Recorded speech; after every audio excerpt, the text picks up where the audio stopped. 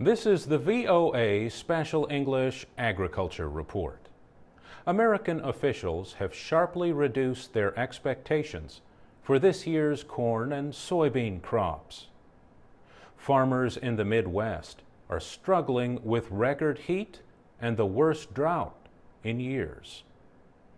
The United States is the world's largest producer of corn and soybeans.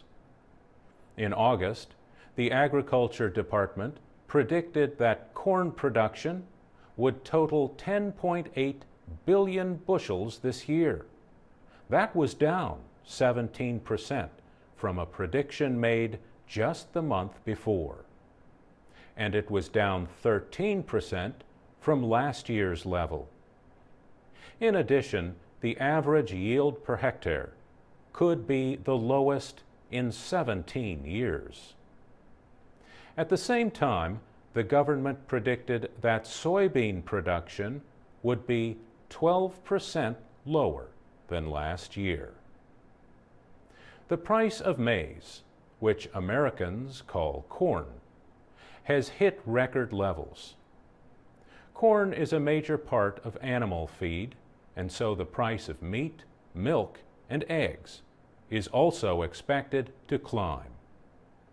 The United Nations Food and Agriculture Organization says average food prices worldwide rose 6% in July. The American drought was a big reason. Gawain Kripke is a food price expert with the anti-hunger group Oxfam America. He says drought in the United States affects the whole world because it is such a big food producer and exporter. The situation has renewed the fight between food and fuel. About 40% of the nation's corn crop goes into making ethanol. The production process leaves some of that in a form that can be fed to animals. Still, at least 1/4 of the American corn crop is now used for fuel. The United States requires that part of its corn crop be used in the production of biofuels. The use of ethanol has grown as government requirements have increased. But the head of the FAO, writing in the Financial Times, called for an immediate temporary suspension of that requirement. José Graziano da Silva said more of the American corn production could then be used as food or to feed animals. The American livestock industry is also urging Congress to suspend the 2005 law that requires ethanol in gasoline.